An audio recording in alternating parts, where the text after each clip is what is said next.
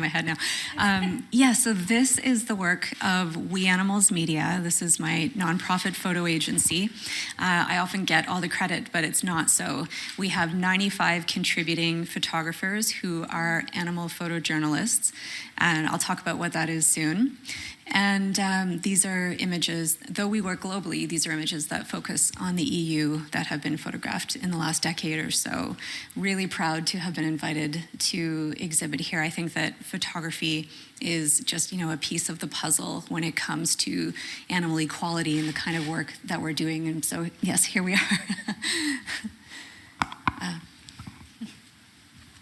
Thank you. Thank you very much again for your excellent work and for this great exposition that we have here. Thank you. A big applause again, please, for Joanne. And thank you. Yeah, please.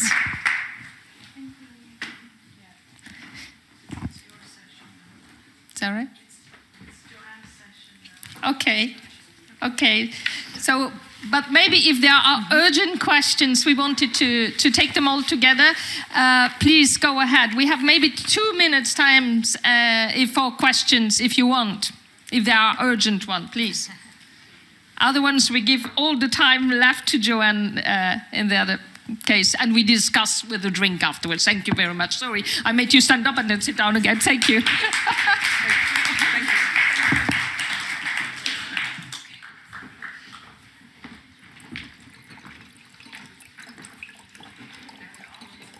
Yeah.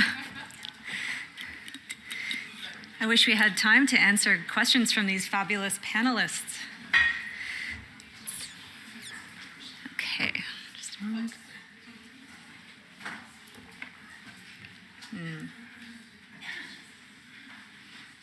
Were these on a timer? Is that why they... No? Okay.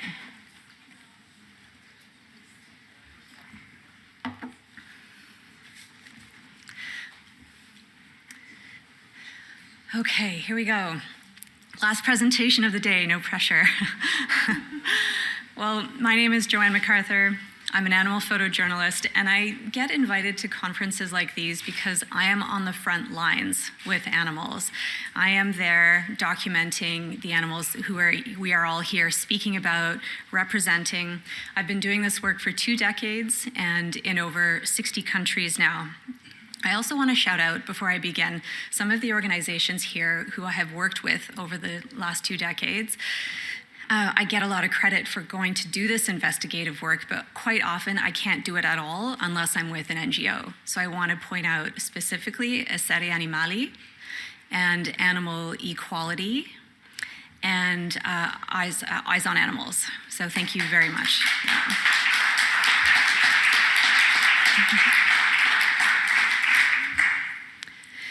The animals in my presentation are my clients. How many of you feel that way as well? No hands, okay. Few hands. These are my clients. There's been a lot of talk today about changes that need to be made and really high-end conversations. I've loved them. But what I'm gonna do is bring it down to the individual experiences that I have documented in the EU specifically. These are all animals we have a close relationship with, but we fail to see. Now, while I do photograph animals used in entertainment, like Kiska on the bottom left, like animals used for their furs, like this red fox, and like Ron, who was used in research, my main focus is farmed animals. These are animals, as I've said, who go unseen, unknown, unconsidered. For example, cows, bulls, and steer. Here you see them lying crowded in their own filth.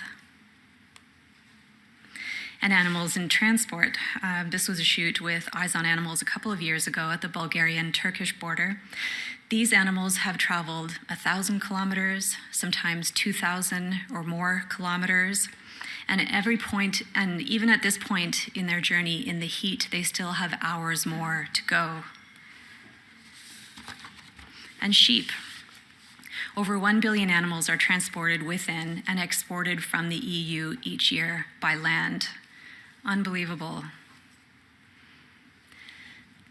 and day-old chicks as part of the industrial farming of hens for egg production. Now, the crime that these chicks have committed is being born male or being a little bit weak, and that lands them in the gas chamber or the macerator.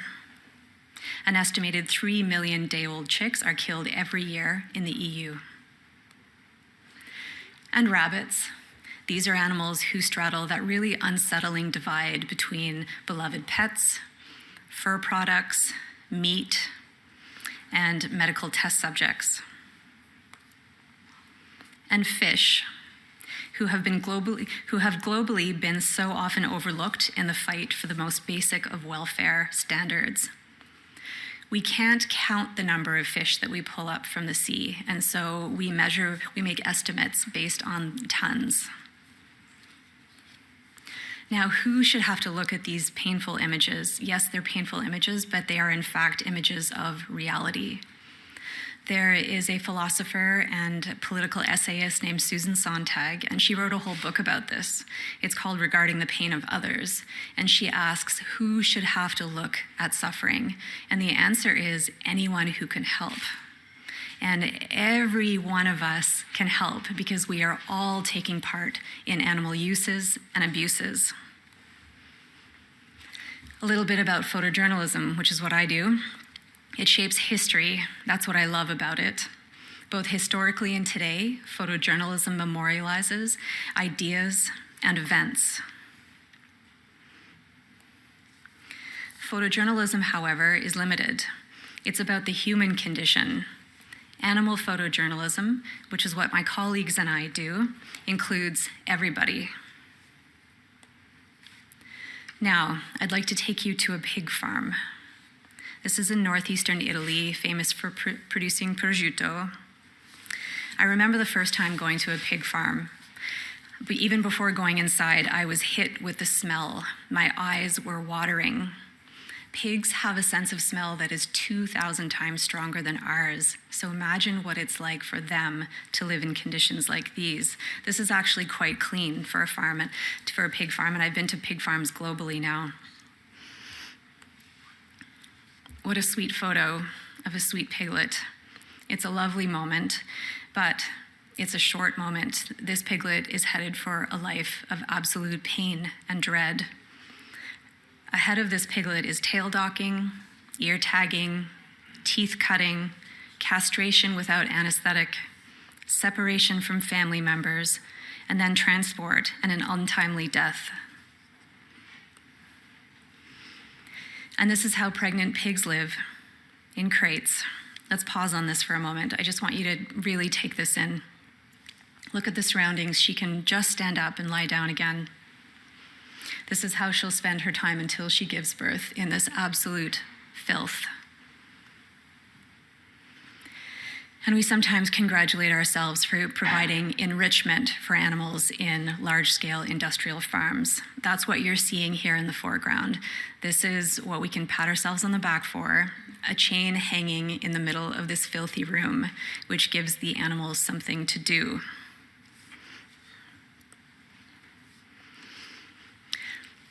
There are all sorts of things that happen at farms that we just don't think about and we can't imagine. Now, often I have seen that when a pig is dying or ill, they will be put in another room and just left there to die. It's cheapest and it's easiest. My colleague, Stefano Bellacci, went several times to this farm to see where the pigs who were sick were put in the hallway. And that's what you're seeing here. He went back several nights to document the atrocity of the slow death of the animals who were ill. It's important for us to see the scale of these industries. That's really important. But it's, according to me, much more important to see the individuals who are keeping in these places. They look like this. These are intelligent animals that we must not turn away from. I wish more people had the opportunity to meet pigs the way I have. This is Michelle and Jasmine at Catskill Farm Sanctuary. Pigs are maternal. They love belly rubs and good food. They seek companionship. They make great nests. Here we go. I'm going to go on to enriched cages now. You know, improvements are necessary in welfare, but we can't be too happy about them. Someone mentioned about, you know, EU having the highest welfare standards in the world. Well, we're looking at them here. This is a form of enriched cage. The walls of each side of the cage were sort of retrofitted so that the chickens could walk between the cages, but this is still what it looks like. They can barely spread their wings, and I counted 35 chickens in this small area. And while some enriched cages have a privacy platform for the hens to lay eggs or something to stand on, like a perch, they're still cramped. They're still living in darkness. They still go to their deaths early. So a lot of this we have to change. We've talked a little bit about labeling here. This was really interesting. This farmer was giving me a tour of his property. He has every designation: organic, family-run, free-range, you name it. And he told me something a little bit conspiratorially, as though he was getting away with something. And it's that he has free-range designation for these birds because there's a little opening on the ground to the left of him. And he told me that if he opens that little gate for a couple hours a day, where some of the chickens might find their way out for a couple of hours, that gives him this labeling that makes consumers feel so good. Now, fish, once again. Let's begin with the waste. I really want you to take this in, and this is just a small vessel, one small vessel of many on the Mediterranean. We waste millions of lives to eat millions more of others. What you're seeing is him throwing back the bycatch. And I follow with this photograph because I want you to see the individuals. We rarely think of fish as singular. We think of them in a school, or we see them on a bed of ice in the market. But, you know, as I said, there are like millions of tons of them being pulled up from the oceans every year. And the world is so foreign to us. We can't imagine that they too live complex lives. They play, they have artistic mating rituals, and any pseudoscience that they do not feel pain has been debunked.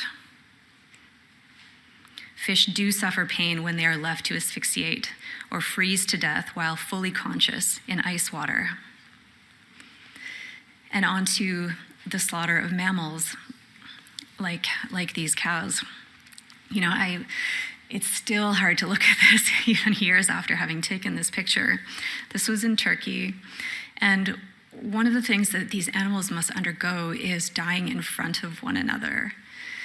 And if they're not seeing it, we understand that they can hear the cries of the other animals. We understand that they can smell the blood, and this is a terrifying experience for them.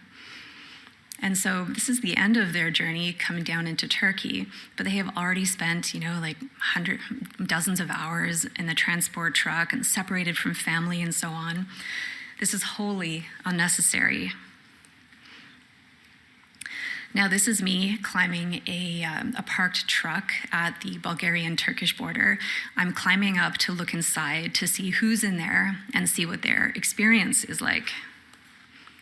One of the things that surprised me is that some of these trucks have 3 tiers, and when they're divided that way, a lot of the animals can't even stand up naturally. That's what you're seeing here.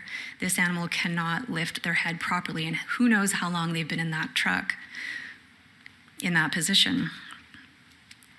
Another thing is that the more dominant animals will find where the water and the food source is and protect that area, which means the other animals are not going to be accessing water. And sometimes, frankly, animals have fallen down in front of where they can access water, and so no one is going to be having water for that journey.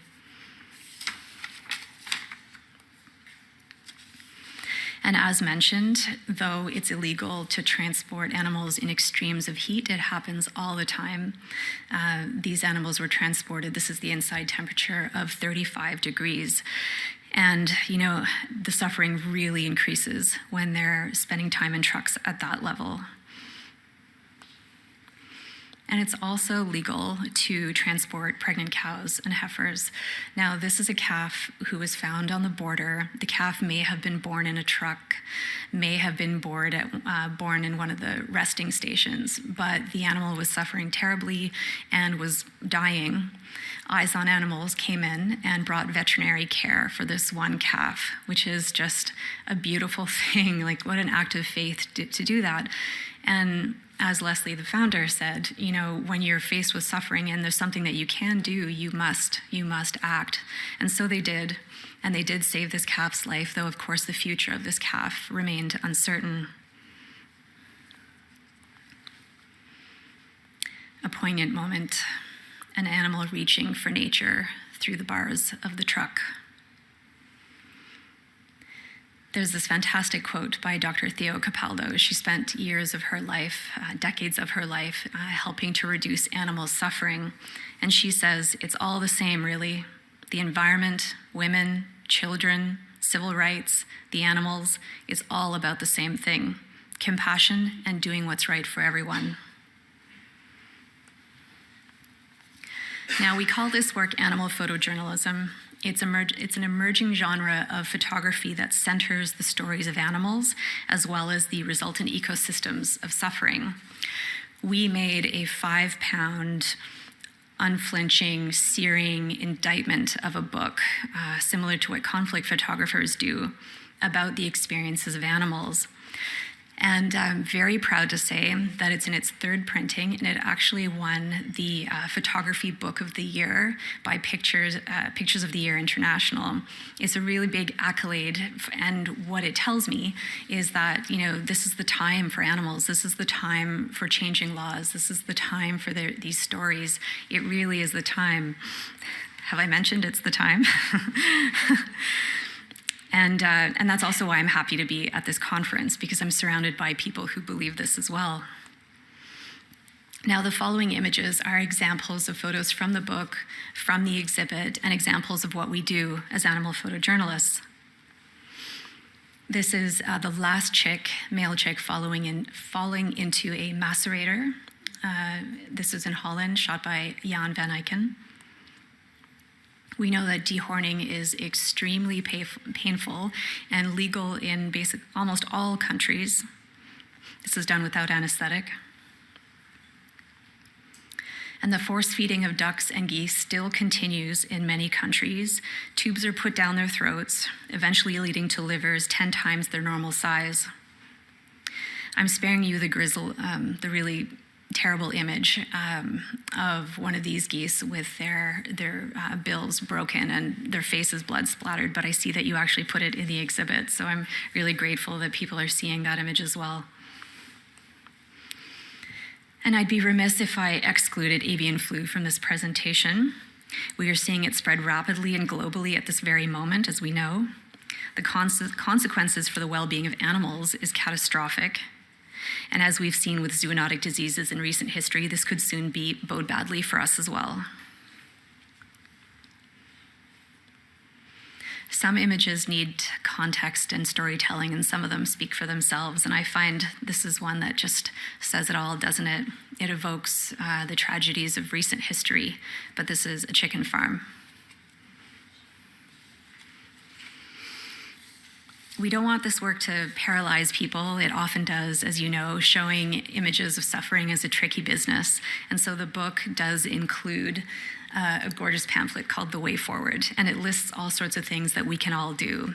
We can, eat plants instead of animals. We can skip the show. We can say no thank you to zoos. We can vote for animals. And I have optimism that there's good changes ahead, especially after a day spent in this room with you all. So a few examples.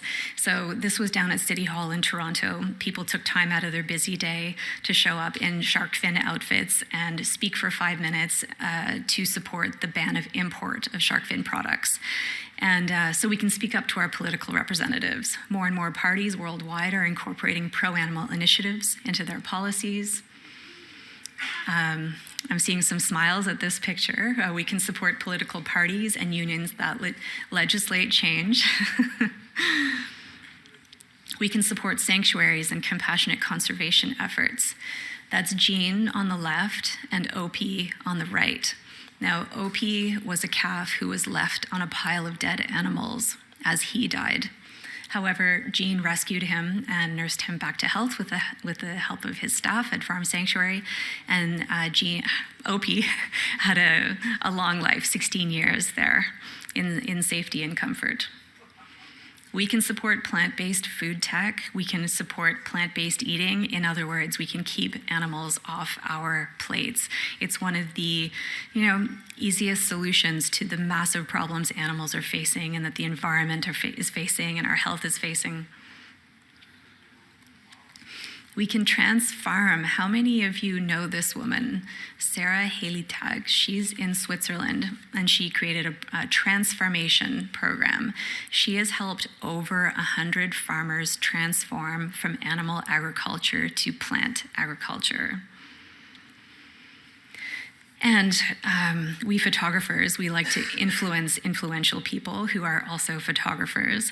It's one of my personal missions to get more photographers moving, more photographers doing not just wildlife and conservation photography and photojournalism, but animal photojournalism, because that gets this work into the public conscience and into the media. So there is a lot we can do, and there's a lot being done. And a few quick examples of changes that have happened. Top left, this was from an investigation that was published in The Guardian. This was in Thailand. And as a result of this investigative work and in collaboration with local NGOs, several of the slaughterhouses were closed down due to animal welfare concerns.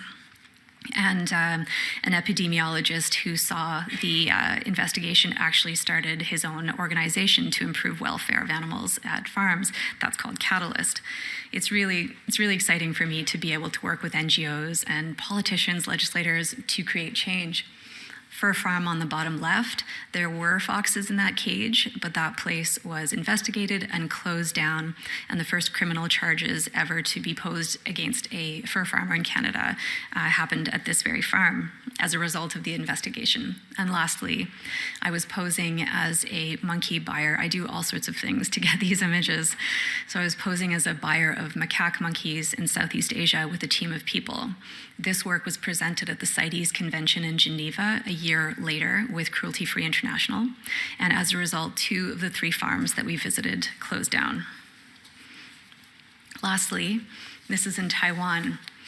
After sustained pressure on elected officials by the Environment and Animals Society of Taiwan, using our investigative footage, Taiwan issued a ban on the new battery cage farms for egg-laying ducks.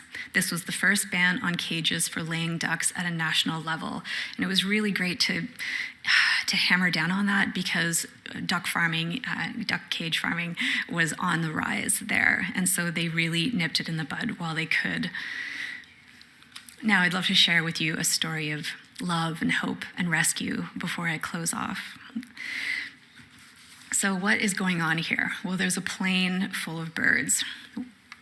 There was a farmer on the west coast of the US. He had hens in cages for many years, but he was starting to feel like this really morally was not aligned with how he wanted to live.